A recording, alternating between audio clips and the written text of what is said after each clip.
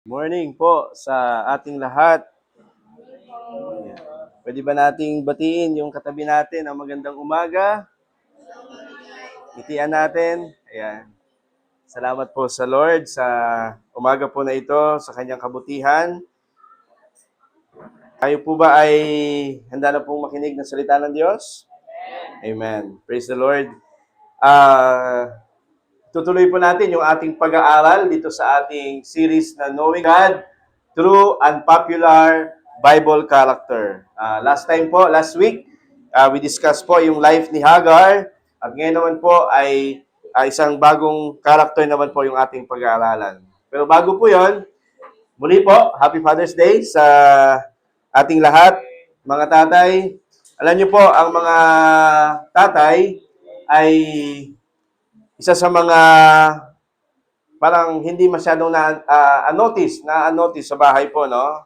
Kasi tatrabaho sila minsan sa malayo, they provide, pag nagpipray naman ang mga tatay, hindi masyadong ganun ka-showy, no? Pero gusto po namin sabihin sa lahat po ng mga fathers po nandito na proud kami sa inyo po. Proud po kami. Kaya palakpakan natin si Lord sa buhay po ng mga tatay.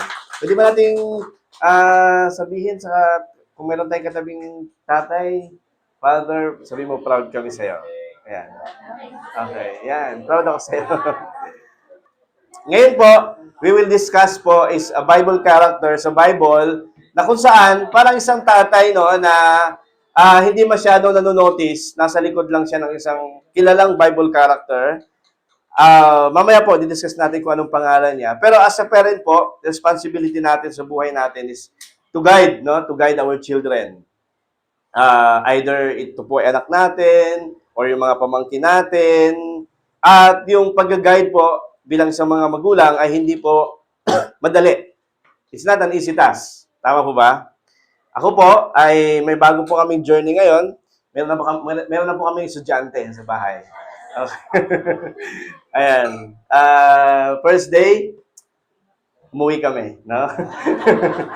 First day umuwi, nagkaroon ng separation anxiety yung estudyante. Pero second day po, ayan. Okay na yung second day. Okay. May mga stars na. At even po sa mga sumunod na araw po. Hindi po madali ang mga maging magulang, lalo na pag meron na tayong malalaking anak, nagpapaaral po tayo. Napansin ko lang sa anak ko, si Nathan, dati, nung hindi pa siya pumapasok, sinasabayan niya akong agang gising. Sobrang aga niyang gising. Sa quiet time ko, siguro mga 5:30, gumigising na eh. Pero ngayon, ang hirap na gisingin. Ang hirap na gisingin. 5 minutes, parang 1 minute. Ano pa, gano'n, no? Na-extend daw po. Pero,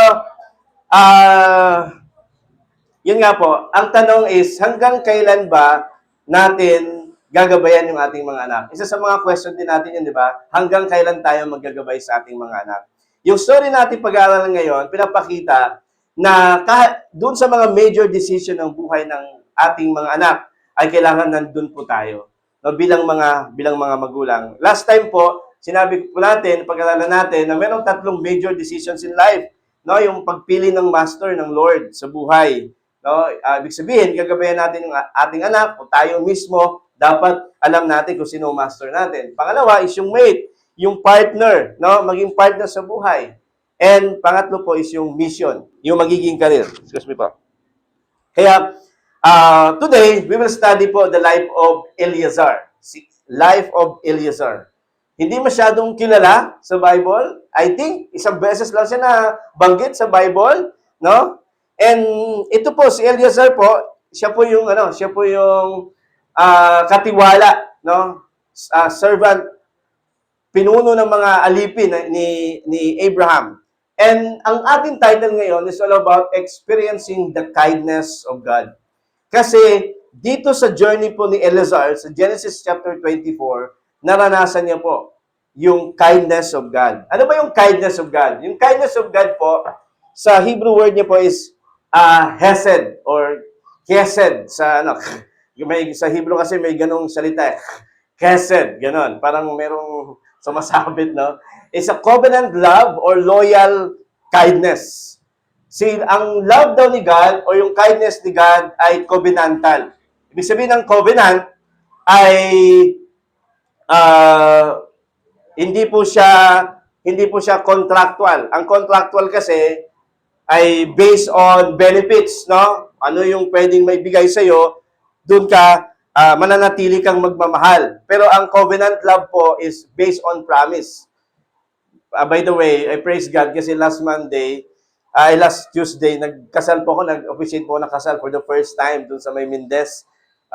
Nagmilagro ang Diyos kasi merong ulan, umulan na sa Indang, sa Terese, at saka yung lugar, garden kasi, sa labas. And talagang maitim na, kumukulog na. Pero before 3 p.m., 3 p.m. kasi yung start, ay parang hinawi ni Lord yung yung madilim na ulap. Kaya memorable sa akin yung first na officiating wedding po. Now, ganun po ang ganun po yung Hesed. Yung idea ng Hesed is a covenant love. Loyal, pagiging loyal until the end. Kaya yung kindness ni God ay hindi po siya nagbabago. Pero makita natin dito, kailangan din natin gawin yung part natin. Bilang mga mananampalataya, bilang mga believer po, ay meron tayong kailangan gawin to experience the blessing of the Lord.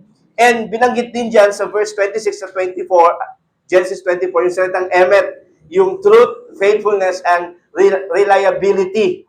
Kasi kung makikita niyo po sa Bible, yung kindness at saka faithfulness ni God, madalas binabanggit ng pareho. Kumbaga, binabanggit siya ng magkasama. Kaya covenant love, at the same time, nandyan yung faithfulness ni God. Pagiging reliable niya.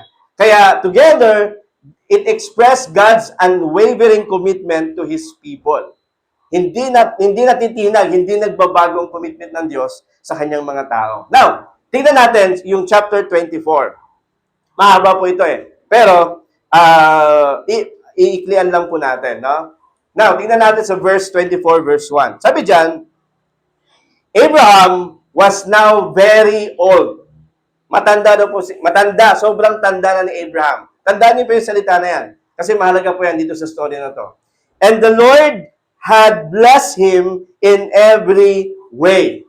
Gusto niyo mo ba na pag tumanda po tayo, abutin tayo ng yung mga advance in years, no? Ay masabi natin na pinagpala ka ng Diyos sa lahat ng bagay.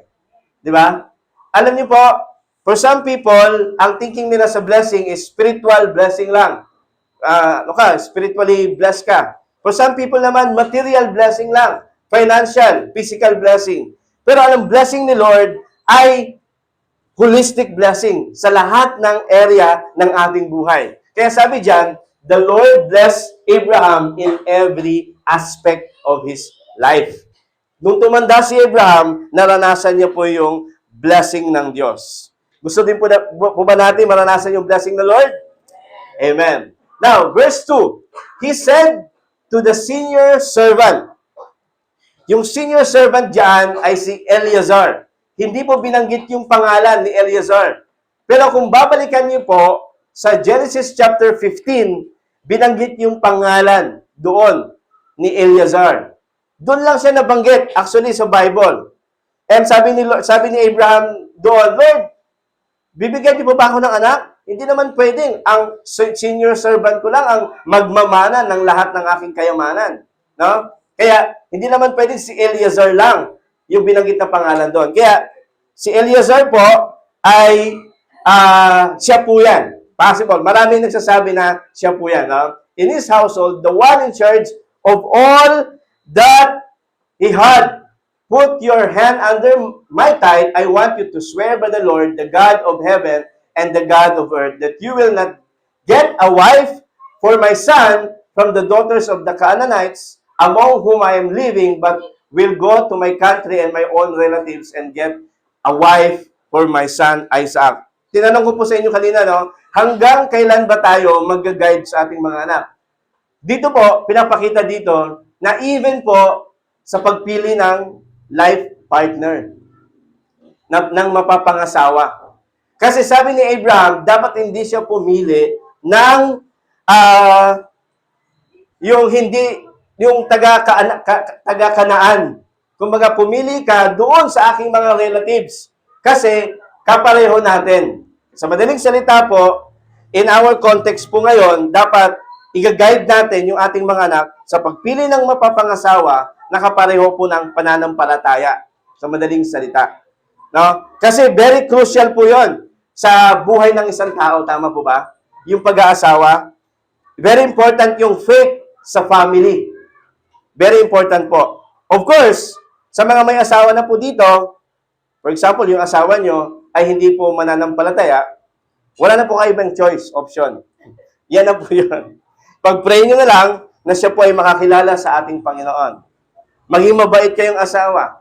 Pero, sa mga kabataan na nandito, kabataan na darating kayo sa pagkakataon na mag-aasawa kayo, look for future partner na the same faith. No? Sobrang big factor po yung faith. Kasi wag lang yung yung gwapo, wag lang yung cute, mukhang Koreano, di ba? Wag lang 'yon. Bibigyan ko kayo ng ng guidelines sa mga sideline lang natin. Okay. Okay. Yan. Dapat merong mga godly values, no? Una, may heart. Ibig sabihin, maayos yung puso. Wag lang yung external beauty. O pwede naman, bonus na lang yun, yung gwapo at maganda, no? And then, diligence, masipag. Hindi yung masipag na puyatin ka, sa chat, hindi yun. Masipag mag-aral, masipag sa bahay, no?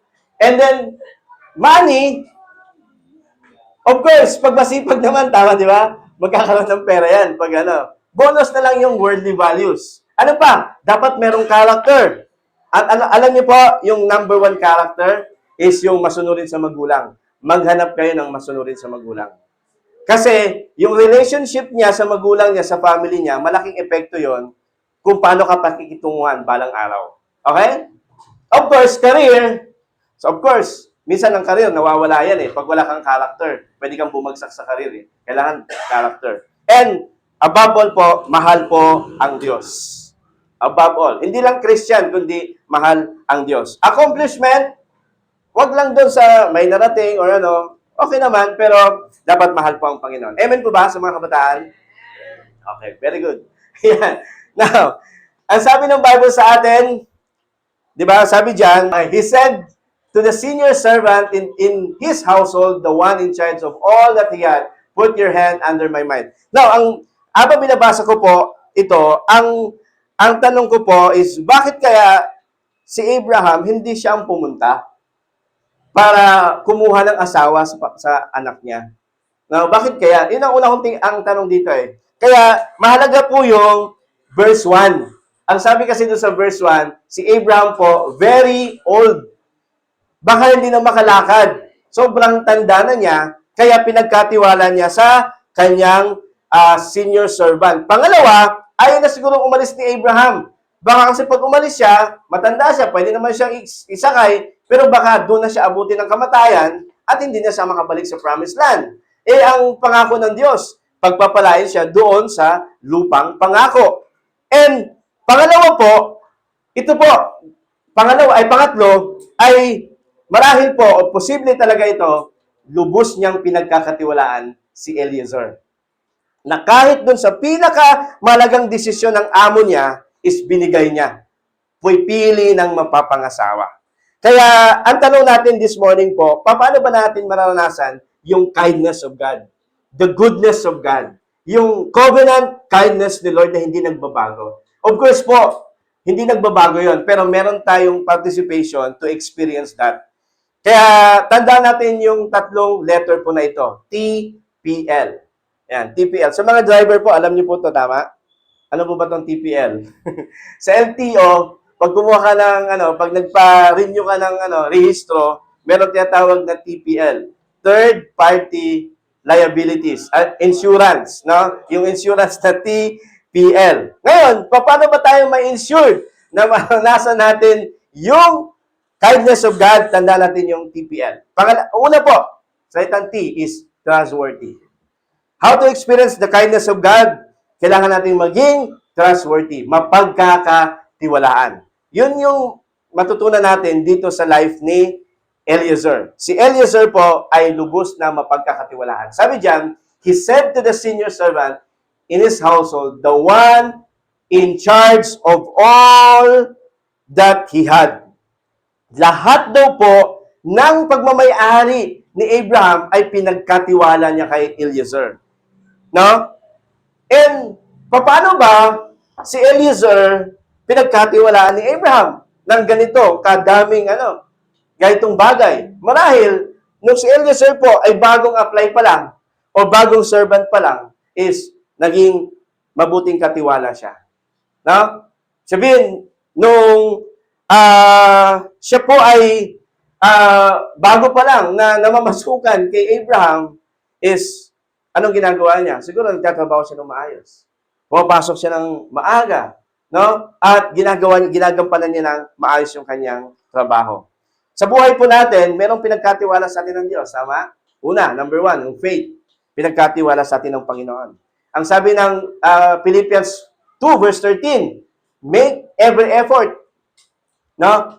Make every effort na mapalago mo yung pananampalataya mo. Ibig sabihin, pinagkatiwalaan tayo ng pananampalataya, huwag nating hayaan na mag-sway tayo, mawala tayo, kumbaga alagaan natin. Yung prayer life natin, yung pag-ati natin, yung pagbabasa natin ng Bible. Ano pa po? Yung family. Si Lord po ay in-entrust sa iyo yung family. No? Na magabayan yung ating mga anak. Buhayin yung ating pamilya. Huwag nating pabayaan. At lalong-lalo na po, dalhin sila sa pananampalataya, yung ating pamilya. Pinagkatiwala sa atin ng Diyos yan. Ano ba po? Finances. Yung trabaho po natin. Mga kita po natin. No? Pinagkatiwala sa atin ng Panginoon yan. Hindi lang po yung income natin, kundi how we manage our finances. Pinagkatiwala po sa atin ng Panginoon. At higit sa lahat yung gospel. Pinagkatiwala din sa atin ni Lord. Ibahagi yung salita po ng Panginoon. Anong sabi ng Bible sa atin? Ang taong tapat ay mananagana sa pagpapala. No? Ang taong tapat ay mananagana. Napakagandang prinsipyo, no? Pag tapat po tayo, mananagana po tayo sa pagpapala. Kaya ibig sabihin, mga kapatid, yung pagiging servant leader ni Eliezer, hindi po yun automatic na napunta siya agad doon. Hindi po siya, pagpasok niya kay Abraham, doon agad yung pwesto niya, yung posisyon niya. Kundi, naging mabuti siyang katiwala sa maliit hanggang palaki ng palaki. Amen? Kasi yun naman po sabi ng Bible. Ang sabi po, basahin nga po natin. Sige po, basahin po natin.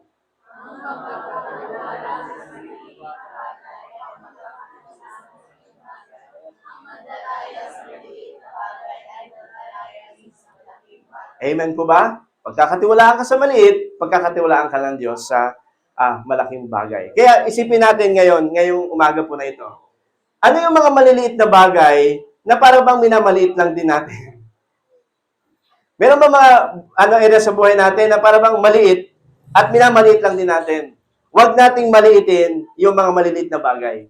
Kasi diyan tayo magsisimula at pag sabi diyan, kung pagkakatiwalaan tayo sa maliit, pagkakatiwalaan din tayo sa malaki. At kung nandadaya tayo sa maliit, nandadaya din tayo sa malalaking bagay. Kaya si Eliezer, no, pinagkatiwala sa kanya yung future ng family na ni Isaac, which is very important po yon kasi doon manggagaling yung lahi po ni Abraham. At sa lahi ni Abraham po, doon lalabas po ang ating Panginoong Hesukristo. Kaya kung gusto nating mapagkatiwalaan sa maliit o sa malaki, dapat mapagkatiwalaan tayo sa maliit na bagay. Pangalawa po is prayer. Prayer. Tingnan natin, nakakatuwa po itong story na ito. Kung babasahin niyo po, sa mga hindi pa marunong manligaw, ay nandito po kung paano manligaw. No? Sabi dito, naghanda nga ang alipin niya sa 10 kamelyo ng kanyang Panginoon kasi manliligaw. Magdadala ng, pupuntahan yung mapapangasawa ng amo niya, anak ng amo niya. Matapos kargahin ng maraming panregalo, kaya sa mga nanliligaw, no, dapat meron ka ng kamelyo. No? Naglalakbay siyang patungong Mesopotamia sa lungsod na titirhan ni Nahor. Pagsapit sa labas ng lungsod, huminto siya at pinaluhod ang mga kamelyo sa tabing balon ng tubig na naroon sa gayong oras tuwing magdarapit hapon, dumarating ang mga babae na umigib. Sakto nga naman, pagdating doon, saka naman ang dating ng mga babae. No? At ang sabi ng Bible sa atin, again, number 2 principle, how to experience the kindness of God, prayer. Kaya ang sabi diyan, siya'y nanalangin ng ganito. Tingnan niyo po yung prayer niya. Yahweh, Diyos ng Panginoon kong si Abraham, maging matagumpay nawa ang aking lakad. Tuparin po ninyo ang inyong pangako sa aking Panginoon na si Abraham. He start with prayer. How to experience the favor of God, the kindness of God? Pray, pray, pray. Start in prayer. Ask the Lord for His guidance. Ask the Lord for His favor sa lahat po ng ating mga desisyon po sa buhay. Amen ba? Kaya sabi ko nga last time sa mga kabataan ngayon, mag-pray na kayo sa mga future partner ninyo. Okay? And then, sabi diyan, tatayo po ito. Tingnan nyo tingnan nyo mabuti. Anong prayer niya? Sabi niya, tatayo po ako rito. Parang kinakausap niya lang si Lord, no? Sa tabing balon at hihintayin ang pagdating ng mga babae buhat sa lungsod para humigib. Ako po'y makikiinom sa isa sa kanila. Tingnan nyo ba? Wala pa yung mga babae. Sabi niya, Lord, dito ako pupwesto. At pag meron dumating, makikiinom ako doon sa isa sa kanila. At sabi diyan, kapag sinabi niyang uminom ka at painumin ko rin ang iyong mga kamelyo, iyon na sana ang babaeng hinanda ninyo para sa iyong aliping si Isaac. Can you imagine? Paano pag nagkamali siya, no? Pero makita natin, itong tao na ito, hindi lang siya nananalangin dahil yung amo niya ay nananampalataya sa Diyos, kundi nananalangin siya kasi meron din siyang personal na relasyon sa Diyos. Meron siyang communion with God. Ibig sabihin, makita natin doon sa prayer niya, nasanay siyang mag-pray. Nasanay siyang mag-pray. Kumbaga, yung prayer niya ay parang parang daily routine na niya. Lord, dito ako pupwesto At pag may uminom, yun na Lord. Yun na. Di ba? Yun na, sana ang babaeng nandahan niyo para sa inyong aliping Isaac. Sa gayon, malalaman kung tinupad na ninyo ang inyong pangako sa aking Panginoon. Ano makita natin dito? Ang prayer niya po ay napaka-specific. Very specific. Hindi pala masama yung mag-pray ng maging specific ka. Of course po, dito po sa context na ito, dito sa story na ito, meron pong context. Of course, pinadala siya ni Abraham, kaya meron talaga siyang mission. Huwag naman nating naalala ko yung isang seminarian, I don't know kung totoong story po ito. Sabi niya, medyo matagal na siyang walang asawa, naghanap siya ng asawa. Nag-pray siya doon sa seminary. Sabi niya, Lord, sino ang unang lalabas diyan sa dorms ng mga babae? Yon ang aking pakakasalan. No? Sabi niya ng prayer niya, nag-abang siya. Ang unang lumabas, yung kusinerang medyo walang no? Sabi niya, Lord, hindi na pala ako mag-aasawa. Ibig sabihin, be specific, pero you are guided by the principle of the Bible. Hindi po ba? Tama po ba? Hindi lang yung random, no? Hihingi ka ng counsel sa mga believers. At, ibig sabihin lang, be specific, maging intentional ka sa pag-pray mo. Hindi yung, Lord, bahala na. Di ba yung sa pag-aasawa, parang sasabi nila, pag 20 ka, may may standard ka pa. Pag 30 mo, pabawas ka ng pabawas. Pag 40, pabawas ng pag 50 ka na, sabi mo, wala ka pang asawa. Sabi mo, Lord, basta babae. Diba? Ganun, di ba? Pero ang ibig sabihin lang po, maging specific tayo, maging intentional po tayo. Amen ba? Ako po, naalala ko, bilang, habang piniprepare ko po ito, naalala ko po nung niniligawan pa lang ako ni Jen. Okay. Okay, meron pa rin tumatawa po, no? Kahit ilang beses ko nang ginoke yun, no? Okay. That time po, ang prayer ko kay Lord, ganito, sabi ko, Lord, mag-aasawa ako ha, kasi kailangan ko. Kailangan ko sa ministry. Siyempre, church is a family, kailangan may asawa ka. At the same time, para makarelate ka doon sa mga tao. Yun ang prayer ko for the long time, Lord, kasi kailangan ko. Pero, alam niyo po, noong 2019, nagbago na ako ng prayer. Sabi ko, Lord, gusto ko bigyan niyo ako ng asawa. Kasi gusto ko nang mag-asawa. Yun yung ko, gusto ko nang mag-asawa. Eksakto, yung pastor na pinakinggan ko that time, mating kami na sanggawain, sabi niya, pag gumiling ka kay Lord, tatay mo siya, kaya sabihin mo, gusto mo. Huwag lang yung kailangan mo. Gusto mo.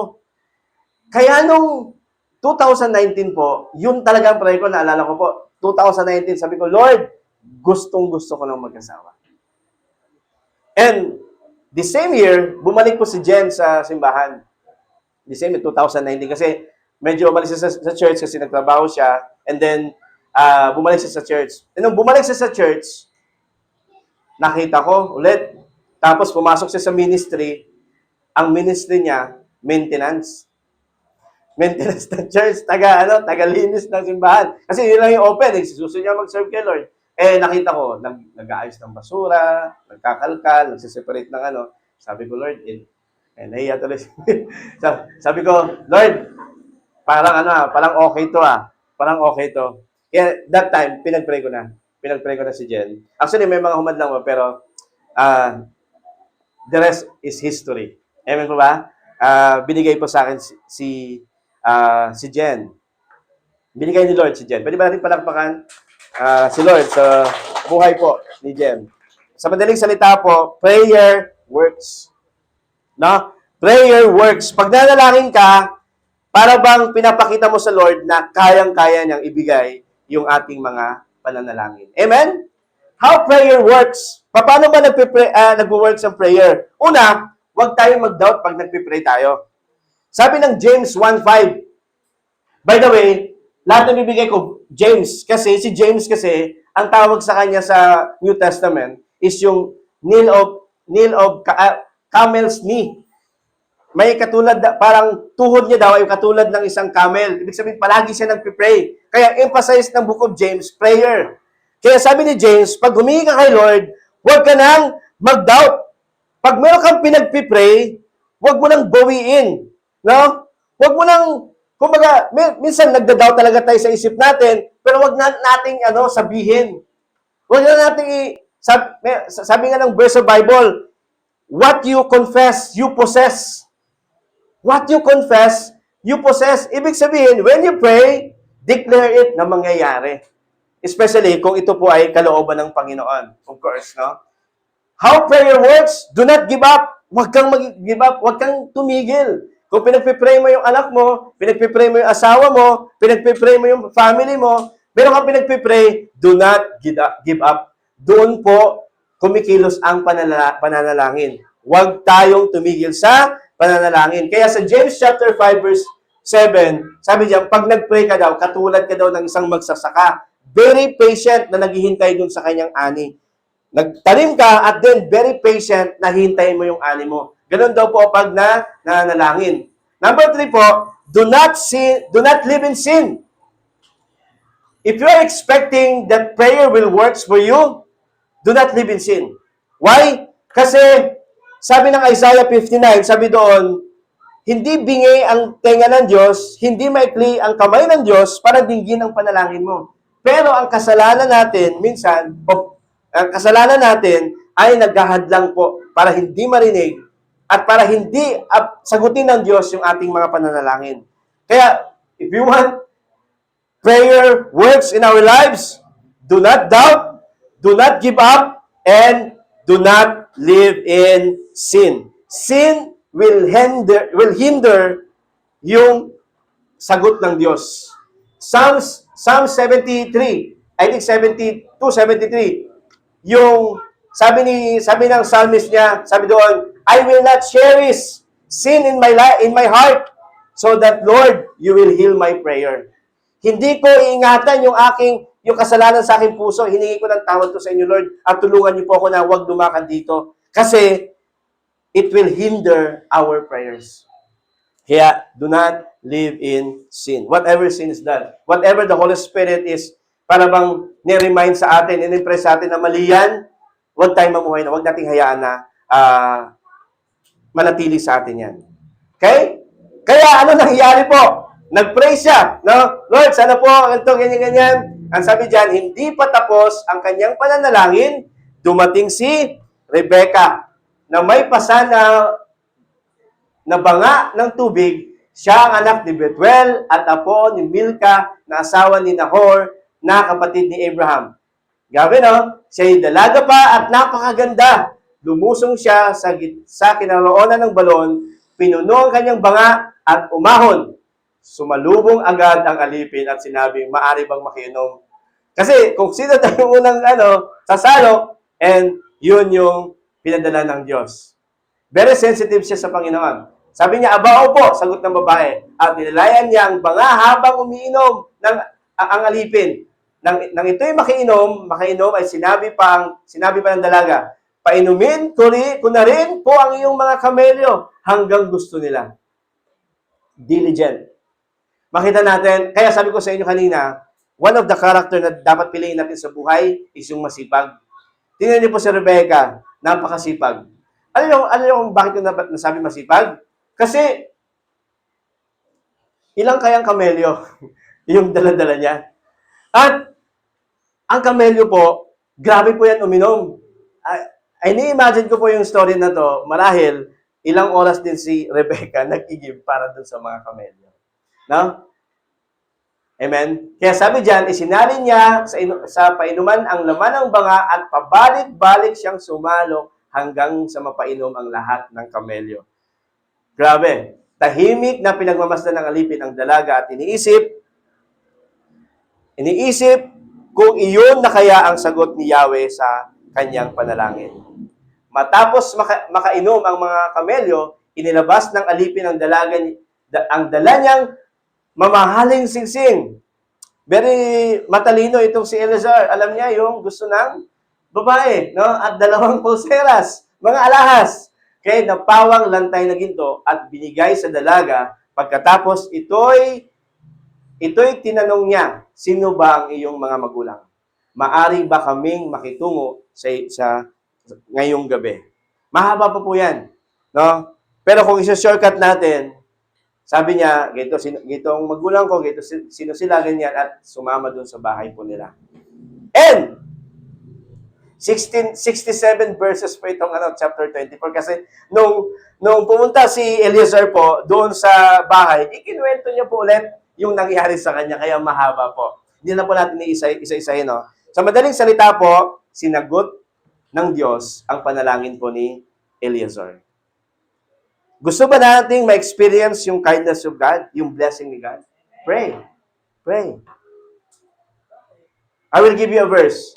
At matatandaan po natin to at the rest of our life. Philippians 5:17. Never stop praying. Never stop praying. Don't stop praying, mga kapatid.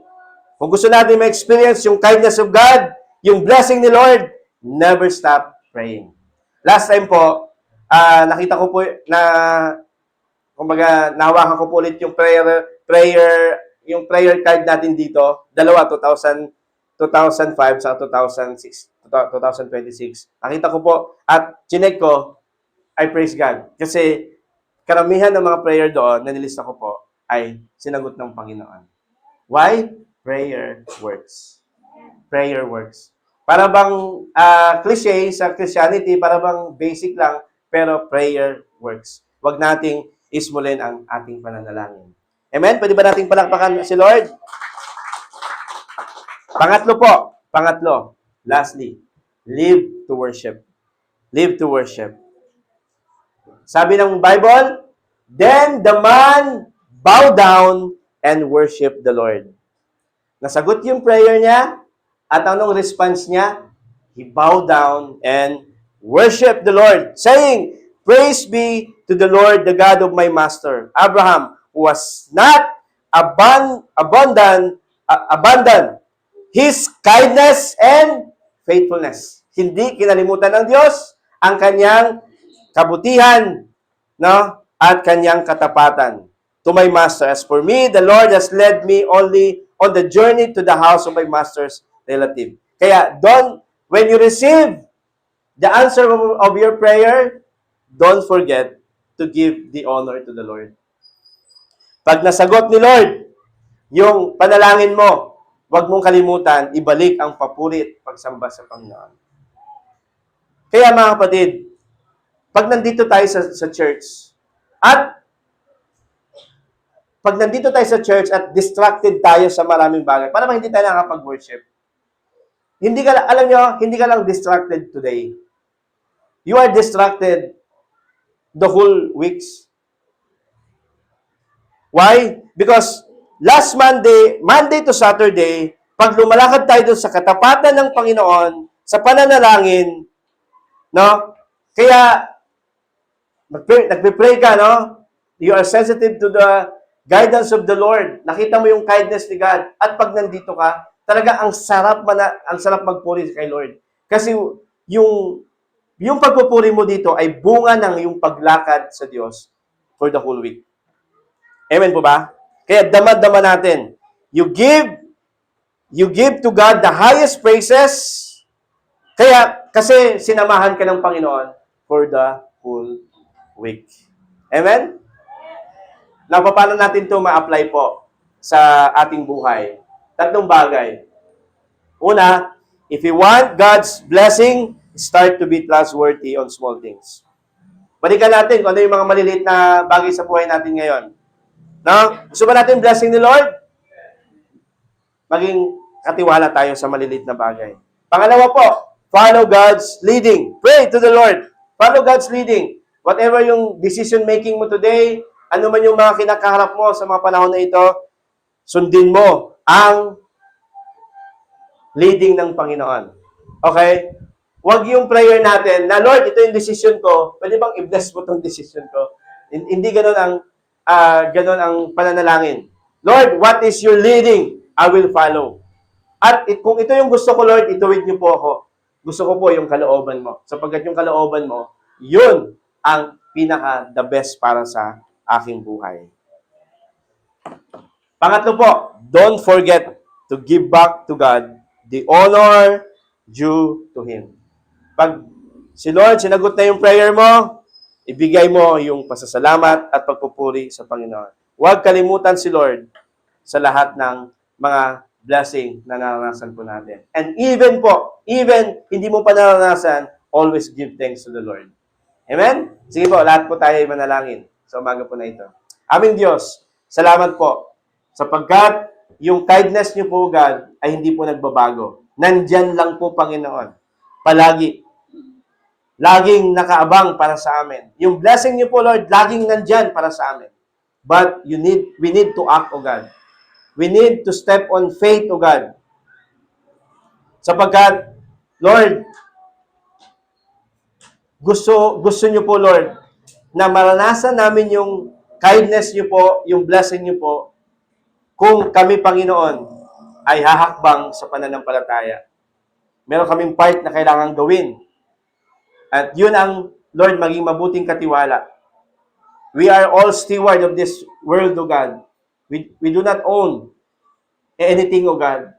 But Lord, you entrusted us, maliit, malaki man, help us, Lord, na maging mabuting katiwala. And Lord, tulungan niyo po kami na lumakad sa pananalangin. Yung panalangin, Panginoon, ay pagpapakita ng aming pagtitiwala sa inyo, pagdidepende, Panginoon, sa inyo.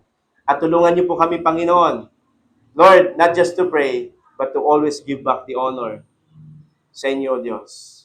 Even, Lord, maliit man o malaki, wala pa o nandyan na.